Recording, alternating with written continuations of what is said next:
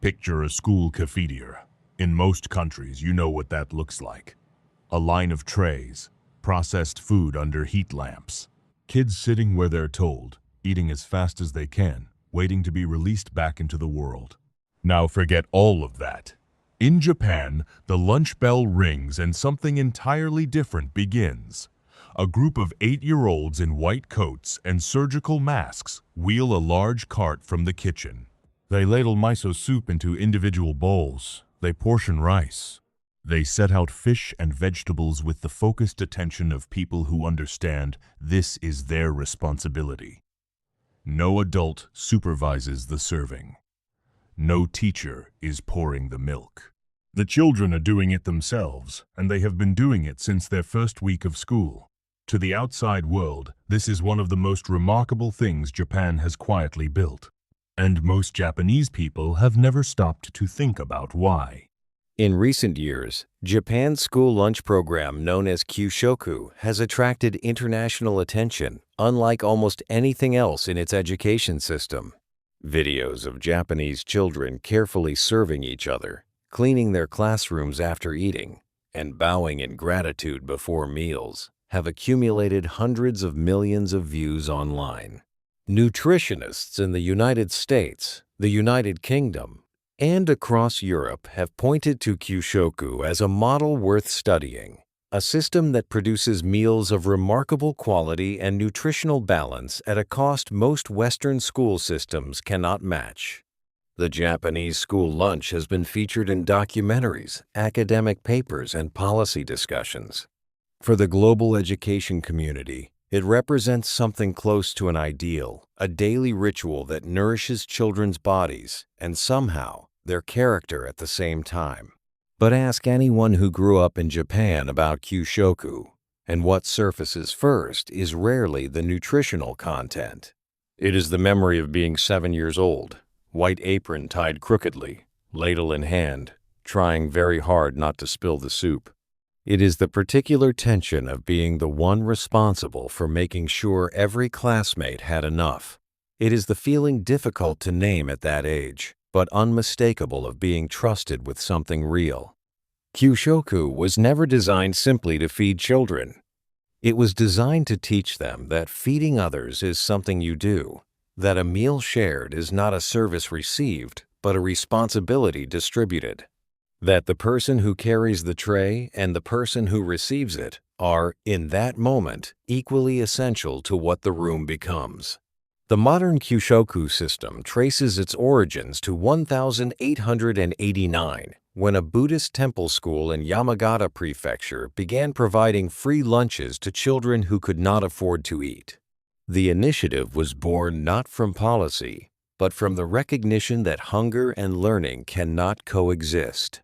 After World War II, with Japan's food supply severely disrupted and childhood malnutrition widespread, the school lunch program was relaunched with international support, initially incorporating American wheat flour and powdered milk.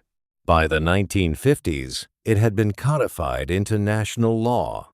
By the 1960s, as Japan's economy recovered, the menus began to evolve more variety, more local ingredients, more emphasis on Japanese culinary tradition. What had begun as emergency nutrition became something far more intentional, a daily education in how to eat and why it matters. Walk into a Japanese elementary school kitchen on any given morning, and you will find professional cooks preparing meals from scratch, not reheating, not assembling from packages, but cooking. Rice is steamed fresh. Soup is made from dashi. Seasonal vegetables are prepared according to regional tradition. Many schools source ingredients locally, maintaining relationships with nearby farmers. Each meal comes with a printed nutritional breakdown that children are expected to read and understand. The school lunch is not a break from education. It is education in nutrition, in seasonality, in the relationship between the land and the plate. Children learn the names of ingredients. They learn which prefecture grows the best sweet potatoes. They learn, without anyone framing it as a lesson, that food has a story, and that story connects them to something larger than the classroom.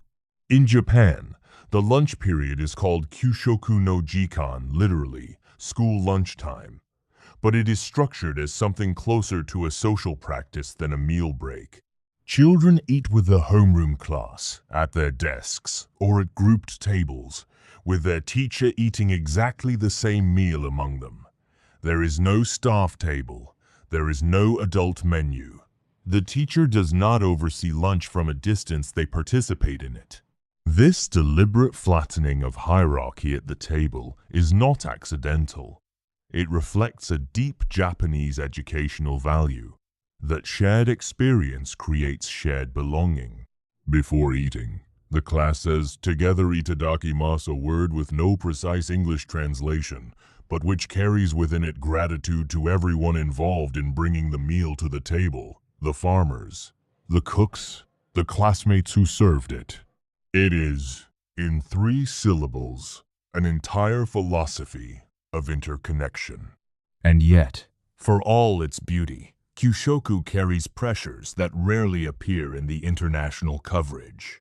The nutritionists and cooks who prepare these meals work within budgets that are, in many municipalities, extraordinarily tight, sometimes as low as 250 yen per child per meal. Maintaining quality under that constraint requires skill and dedication that is not always recognized or rewarded. Teachers, for their part, are expected to use lunchtime not as a break, but as an extension of their educational role, observing social dynamics, addressing conflicts, ensuring that quieter children are included. In some schools, children who cannot finish their lunch face social pressure to eat everything, a practice known as Kyushoku, which, while rooted in a genuine ethic of not wasting food, has sometimes caused distress. The system is remarkable, and like all remarkable systems, it places real demands on the people inside it. Here is the gap. The world sees the white aprons and the bowing and the fresh fish and thinks, how extraordinary. And it is, genuinely, undeniably extraordinary. But what the viral videos do not show is the cook who arrives at 5:30 in the morning to begin the rice. The teacher who eats the same meal for the 30th consecutive Tuesday. The child who dreads lunch because finishing everything on the tray feels impossible today. The Kyushoku system works because countless people, cooks, teachers, parents, local farmers, municipal officials, show up every day and make it work.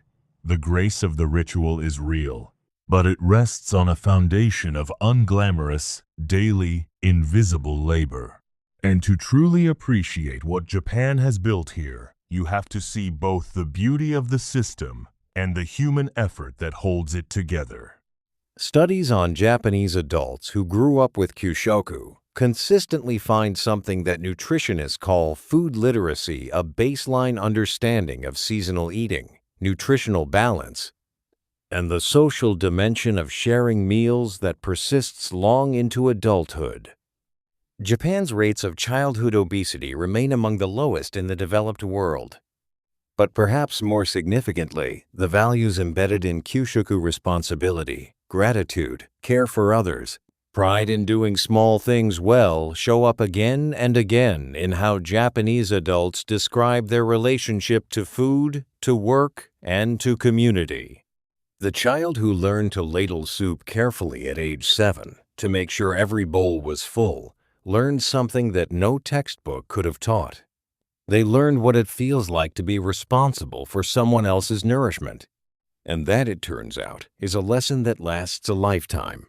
So the next time you see a photograph of Japanese school children in white coats, carefully serving each other lunch pause before you scroll past, what you are looking at is not a charming cultural quirk. It is one of the most quietly ambitious educational projects in the modern world. A daily practice that has, for generations, taught Japanese children that eating is not a passive act, that food connects us to other people, and that caring for the person beside you is something you practice not once in a grand gesture, but every day, at noon, with a ladle and a bowl, and the particular attention of someone who knows the soup matters. Japan built this, and it works. Not perfectly, nothing does. But beautifully, and with a depth of intention that the world is only beginning to understand.